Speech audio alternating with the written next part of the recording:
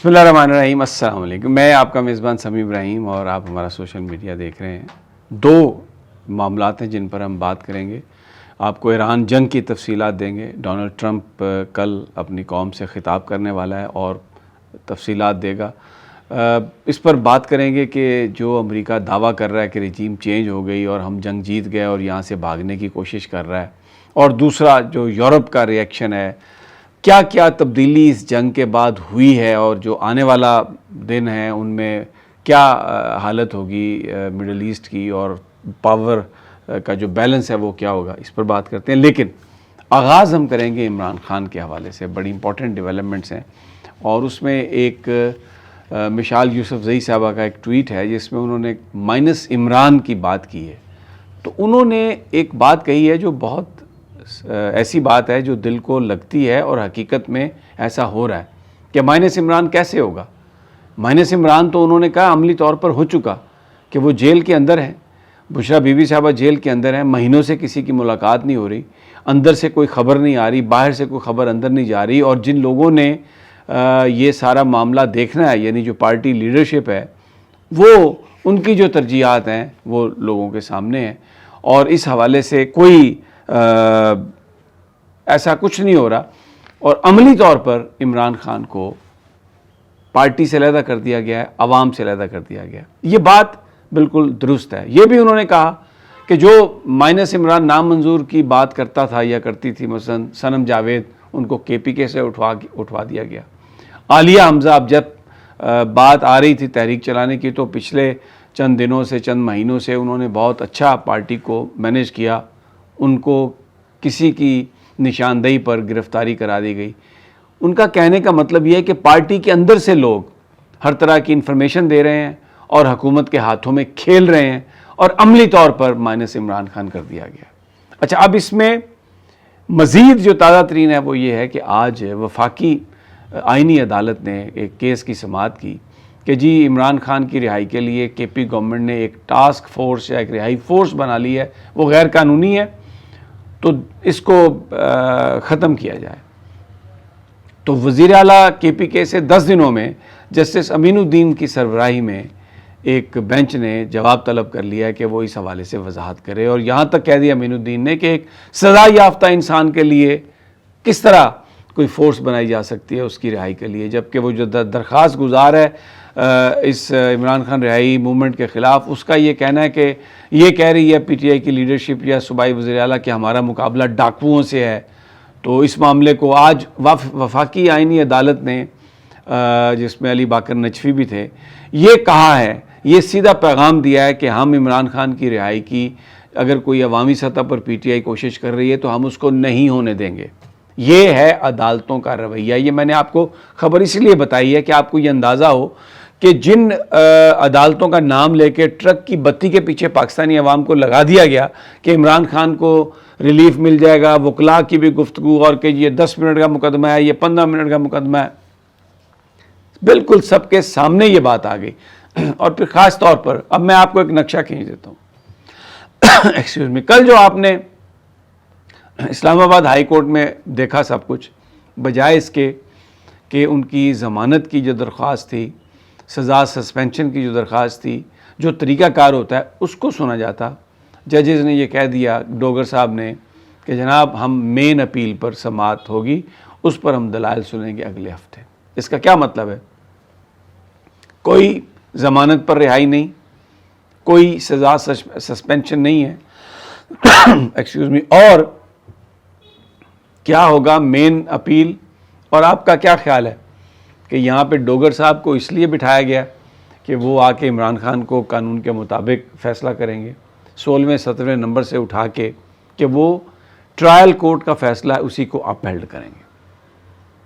وہ کہیں گے سزا درست ہے, ریلیف نہیں ملے گا, پھر معاملہ جائے گا وفاقی آئینی عدالت میں. اور میں نے پہلے آپ کو آج امین الدین صاحب نے ان کے جو چہرے, انہوں نے جو پھول برسائے ہیں گفتگو کے, وہ میں نے آپ کو سنا دیا کہ جناب ہم ایک سزا یافتہ انسان, یعنی عمران خان کے حوالے سے بات ہو رہی تھی, اس کے خلاف کیسے, اس کے حق میں کیسے ٹاسک فورس یا رہائی فورس بن سکتی ہے.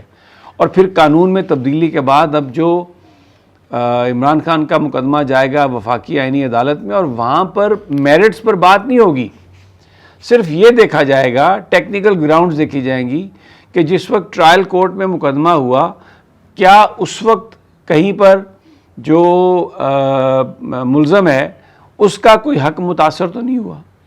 تو آپ کا کیا خیال ہے کہ کیا کریں گے جسٹس امین الدین فیصلہ؟ وہ یہی کریں گے کہ جناب بالکل اپیل ریجیکٹڈ، تو پھر جب سپریم کورٹ سے بھی اپیل ریجیکٹڈ تو عمران خان صاحب 10 سال 15 سال کے لیے بشرا بی بی کے ہمراہ جیل میں۔ یہ ہے عملی صورتحال۔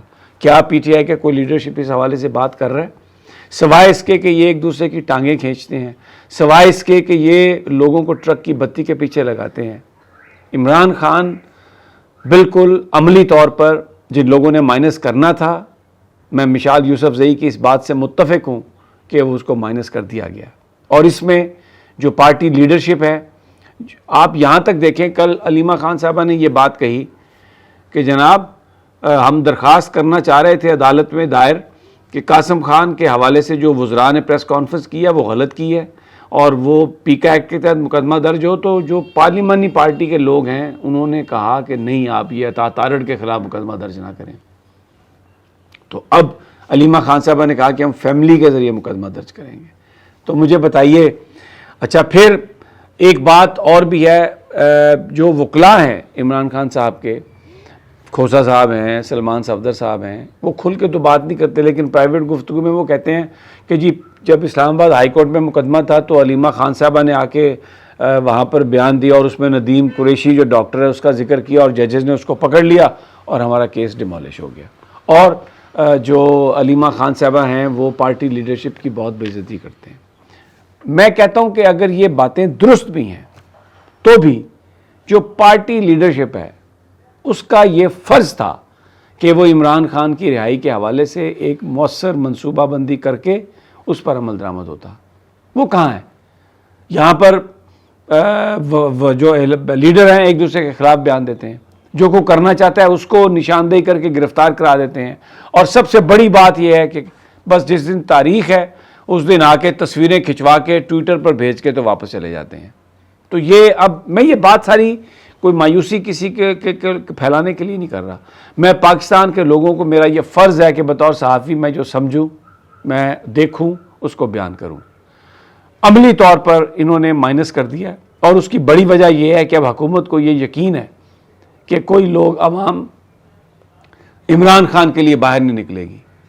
حالانکہ اتنے ایشوز ہیں اپوزیشن کے لیے، مہنگائی اتنی ہے، تیل کی قیمتوں میں اضافہ ہے، بے روزگاری ہے، قتل و غارت ہے، ناجائز چیزیں ہیں، بے پناہ ٹیکس لگا دیے گئے ہیں، اور شارٹ فال ہے ریونیو میں، بہت معاملات پر جو حکومت کو آڑے ہاتھوں لیا جا سکتا ہے۔ اور عمران خان نے اپنی رہائی کی تو کبھی بات ہی نہیں کی تھی۔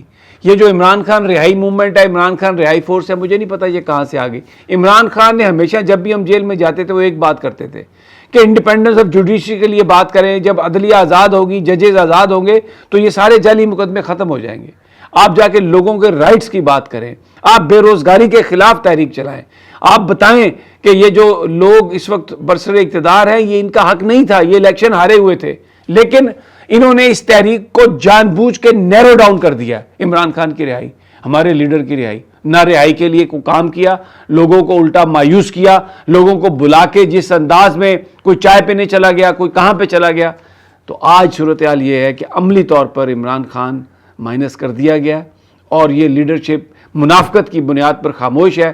لوگوں کے دلوں میں خان ہے، بسا رہے گا، اور اب مجھے یہ لگتا ہے کہ لوگوں کو نئی قیادت خود تلاش کرنی پڑے گی، لوگوں کو خود باہر نکلنا پڑے گا۔ اگر وہ نہیں نکلیں گے تو عمران خان اس نظام میں کوئی اس کو رہائی نہ مل سکتی ہے، نہ کوئی دینے کے لیے تیار ہے۔ اب ڈونلڈ ٹرمپ کی بات جاتے جاتے کر لیں کہ وہ کہتے ہیں جی ہم نے ریجیم چینج کر لی۔ کیسے ریجیم چینج ہوئی ہے مجھے بتائیے؟ وہی ریجیم ہے، اسی جماعت کی ریجیم ہے، بلکہ پہلے سے زیادہ ہارڈ لائنر ہیں، جو امریکہ اور اپنے جو ارد گرد کے جو جی سی سی کے ممالک ہیں ان کے بارے میں جو ان کا رویہ ہے وہ پہلی قیادت سے زیادہ سخت رویہ ہے۔ اور پھر اس کے بعد آپ یہ دیکھیں کہ یہ وہی حکومت ہے جنہوں نے اسٹریٹ آف ہرمز کو بند کیا ہوا ہے، اور یہ وہ لوگ وہی قیادت ہے جنہوں نے جی سی سی پر حملے کیے ہیں۔ ابھی جو لوگ حکمران ہیں وہ پہلے سے زیادہ ہارڈ لائنر ہیں۔ اور اس جنگ میں ہوا کیا؟ اس جنگ میں انفراسٹرکچر تباہ ہوا جی سی سی کا، چلیں ایران کے اندر تو تباہی ہوئی، لیکن اس وقت ایران دگنا قیمت پر تیل اپنا بیچ رہا ہے، اور پھر اس کے بعد اسٹریٹ آف ہرمز پر اس کا کہنا ہے کہ اس کا حق ہے اور ساتھ عمان کا حق ہے، تو وہ ان سے پیسے بھی چارج کرے گا۔ تو جو ایرانین رجیم ہے وہ تو پہلے سے بہت زیادہ کمفرٹیبل پوزیشن میں آ گئی ہے، اور اس وقت پورے خطے میں آنے والا جو مڈل ایسٹ ہوگا اس میں ایران ایک طاقت کے طور پر ہوگا۔ اب پریزیڈنٹ ٹرمپ کہتے ہیں کہ جی رجیم چینج کے لیے تو ہم نے رجیم چینج کر دی ہے، پہلی رجیم چلی گئی، دوسری رجیم چلی گئی، اور ہم نے سٹون ایج میں پتھر کے دور میں ایران کو بھیج دیا ہے، اب یہ کوئی بم نہیں بنا سکتا۔ بم تو وہ بنا ہی نہیں رہا تھا۔ اور جو یورپ نے مدد نہیں کی ایران کی، اس میں اسپین کے وزیر اعظم کا یہ کہنا ہے کہ انہوں نے 21 سال پہلے ہمیں کہا کہ عراق کے پاس WMDs ہے، ایٹم بم ہے، اور حملہ کروایا اور ہمارا ساتھ دیا، لیکن وہ جھوٹ ثابت ہوئی، اور اب بھی یہ جو بات کر رہے ہیں اس کا کوئی ثبوت نہیں ہے، ہم سے کنسلٹ نہیں کیا گیا، یہ جھوٹ ہے، اور امریکہ کی کریڈیبلٹی زیرو ہے۔ تو اس جنگ کے بعد امریکہ تو زیرو ہوا، جی سی سی کے وہ ممالک جو امریکہ کے ساتھ تھے ان کے اندر کانفیڈنس شیٹر ہو گیا، جبکہ ایران نے گین کیا، اور پہلے سے زیادہ جو ہارڈ لائنر ہے وہ وہاں پر حکومت میں آ گئے۔ تو یہ ایک اب دیکھتے ہیں کہ ڈونلڈ ٹرمپ کیا اعلان کرتے ہیں۔ ویسے تو انہوں نے آج یہ کہا کہ 2 ہفتوں میں تقریباً ختم ہو جائے گی کیمپین، لیکن بہت سارے لوگوں کا یہ کہنا ہے کہ اس بات کا بڑا امکان ہے کہ ڈونلڈ ٹرمپ امریکہ کے حوالے سے جنگ کے لیے اور جنگ کے حوالے سے کوئی اہم اعلان کل کر دیں گے۔ بہرحال اب تمام نظریں اسی پر ہیں، اور انشاءاللہ ملاقات ہوتی ہے اگلی ویڈیو میں۔ اللہ نگہبان۔